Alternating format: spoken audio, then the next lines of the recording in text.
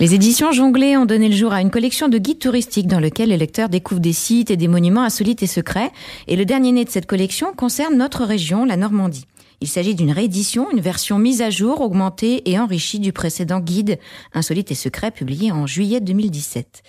Ces guides sont composés grâce au concours des habitants, ce qui les rend particulièrement attractifs.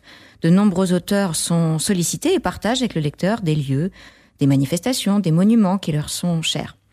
Ce guide permet aux Normands eux-mêmes de découvrir leur territoire sous un nouvel angle, mais s'adresse aussi aux voyageurs en quête d'authenticité et souhaitant parcourir notre région en dehors des sentiers battus.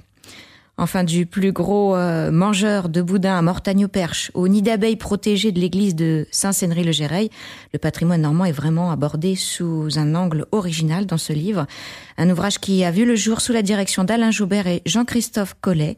Alain Joubert est au micro de Tendance Ouest pour nous présenter cet ouvrage. Alain Joubert, bonjour. Bonjour Élodie. Alain, comment avez-vous commencé à collaborer avec les éditions Jonglé ?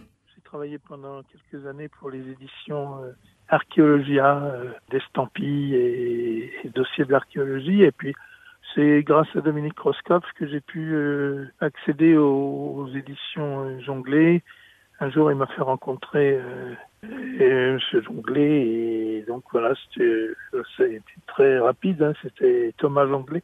Ça a été à la gare de Rouen. Et on s'est mis d'accord. En fait, Dominique aurait dû faire ce travail. Et il n'avait pas le temps. Donc il m'a laissé faire ce travail sur l'Eure et la Seine-Maritime. Voilà. Est-ce que vous pouvez dire à nos auditeurs qui est Dominique Roscoff ? Alors Dominique, c'est d'abord un très bon photographe qui expose régulièrement. Il a exposé sur les grilles du conseil départemental il y a quelques années, dans le jardin des plantes de Rouen. Là, ces temps-ci, il exposait près de Honfleur, dans un hôtel de charme, on va dire, qui est juste à côté d'Honfleur. C'est quelqu'un qui aussi écrit beaucoup. Il fait des tas de voyages. Il a une chronique et donc c'est quelqu'un de extrêmement dynamique qui anime aussi l'association Les Normands qui bougent. Voilà.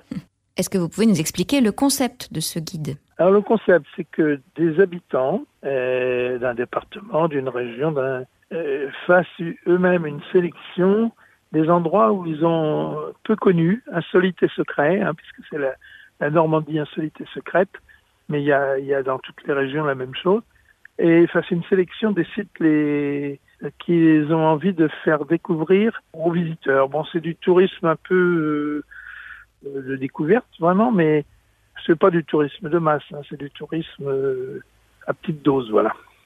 Pour des gens qui ont envie d'aller plus loin un petit peu. Combien d'auteurs vous avez sélectionnés pour ce petit guide insolite et secret ? Il y a une cinquantaine de pages sur l'Eure et autant sur la Seine-Maritime. Et à chaque page, c'est un sujet différent. À 80% pour l'Eure et la Seine-Maritime, c'est moi qui ai rédigé les textes. Sauf ceux sur le supranaturel, les Templiers, l'ésotérisme, je vais dire d'une façon générale, où je suis pas très bon là-dessus. Et donc c'est d'autres auteurs sélectionnés par Thomas Jonglé qui sont intervenus. Puis il y a eu quelques apports de Dominique Roscoff aussi sur des sujets qu'il aime bien, comme les trains, etc. Et parfois un ou deux auteurs en plus qui peuvent intervenir.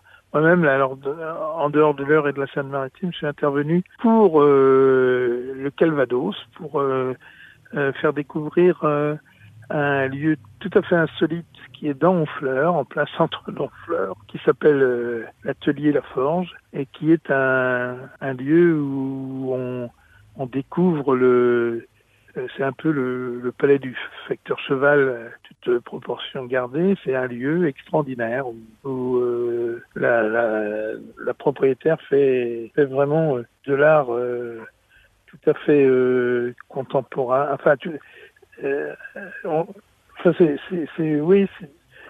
comment on a défini Maison Atelier La Forge. Ma maison est une œuvre d'art en elle-même. Voilà. Parmi les sujets choisis en Seine-Maritime et dans l'Eure, quels sont vos coups de cœur ? Alors les coups de cœur, il y a parfois des choses autour de la Seine, parce que moi j'adore la Seine. C'est un fleuve que j'ai bien pratiqué pour réaliser un des musées qui maintenant s'appelle Musée aux Seines, mais qui s'appelait Musée de la Marine de Seine dans sa première version, et qui était donc un des éléments de l'écomusée de la Basse-Seine qu'on avait mis en place. Et alors, parmi les choses, il y a des choses assez extraordinaires, un peu partout, c'est ça, sur tout le territoire. Alors, sur la Seine, par exemple, c'est Quillebeuf-sur-Seine qui est pas très connu parce qu'il y a le vis-à-vis des raffineries, mais Quillebeuf, c'est un lieu extraordinaire. C'était une espèce de place forte qui tenait Paris, qui tenait Rouen, qui tenait la Seine. Si jamais on voulait bloquer la Seine, on bloquait à Quillebeuf, voilà. Alors Quillebeuf, c'est un lieu où il y a des tas de légendes, il y a des choses sur le Télémaque, qui est un bateau qui a transporté, dit-on, le trésor des immigrés, des émigrés qui partaient, toutes ces familles qui partaient après la Révolution pour cacher leur argent et leurs biens en Angleterre, par exemple. C'est un lieu où il y a des graffitis de bateaux extraordinaires dans l'église. C'est un lieu, c'est un lieu qui vit et qui respire la Seine. C'était là qui était de Quillebeuf, qui était obligatoirement natif. Les gens qui pilotaient les bateaux, parce que pour rentrer en Seine, c'est très difficile si on n'est pas accompagné de quelqu'un. C'était, je vous parle de la période avant l'endiguement, avant 1848, c'était très compliqué si on n'était pas natif du coin. Et donc c'était des pêcheurs qui petit à petit ont été élus au rang de pilotes selon leurs connaissances et tout, et qui permettaient donc aux gros navires, quand on dit gros navires, ils étaient beaucoup moins gros qu'aujourd'hui, mais de remonter jusqu'à Rouen et parce que c'était un estuaire avec des bancs qui changeaient sans arrêt, bancs de sable, mais on risquait l'échouage à toute marée. Et en plus, il y avait encore le Mascaret à cette époque-là. Donc c'est un lieu vraiment très très important. Donc voilà, moi je dis Quillebeuf, mais bon, il y a des tas d'autres choses. Hein. La Hydroto, c'est un petit bijou aussi.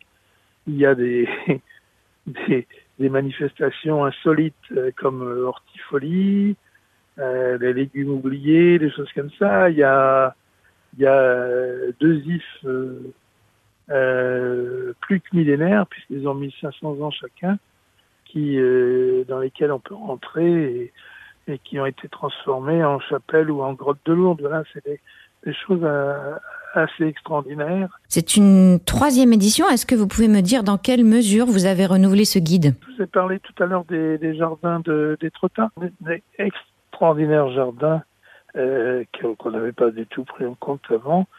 Les jardins contemporains qui offrent un panorama unique sur la mer. Ça, c'est. On y voit Claude Monet qui est en train de peindre un tableau sur Étretat, voilà.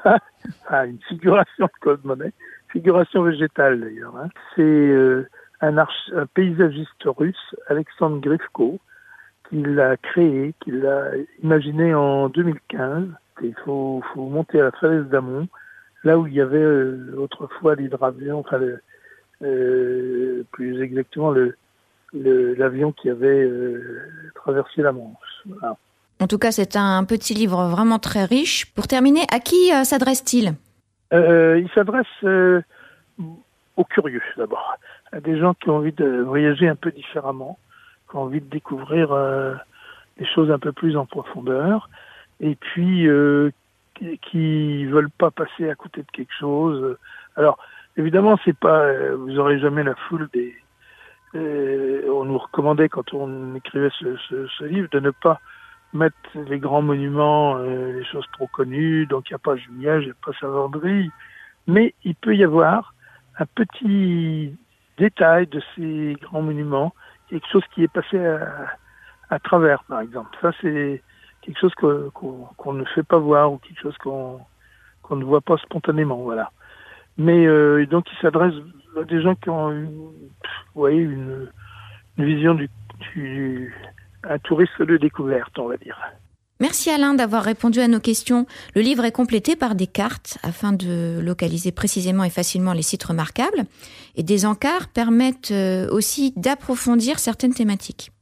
On découvre grâce à ce livre la Normandie sous tous ses angles. On aborde en effet aussi bien le patrimoine naturel que le patrimoine historique, architectural, religieux, gastronomique et également les traditions artisanales. Avec ce petit guide très pratique des éditions Jonglé, nous vous souhaitons de belles et enrichissantes balades en Normandie.